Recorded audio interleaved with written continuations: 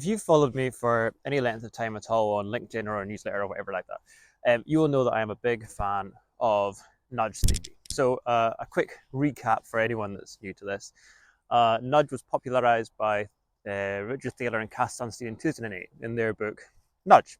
And basically what they describe in the book is what they call choice architecture, which is like the context in which we make decisions. So if I'm walking in a park like this and I've got some litter to get rid of, what am I going to do with it?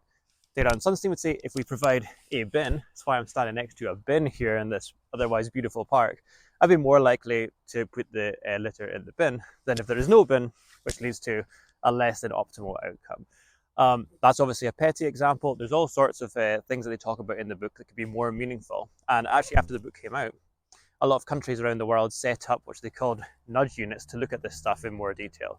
In the UK, for example, automatic enrolment of pensions was set up, which really had a dramatic effect on the number of people who were enrolled in pensions. So how can we change the choice architecture, this decision-making context, to encourage people to do the things that we want to do?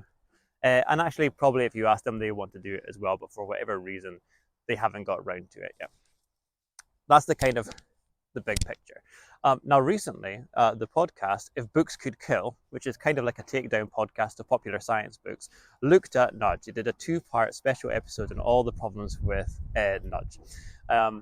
Here's some of them. One is it tends to be applied to petty bureaucratic problems where it doesn't actually make any difference whatsoever.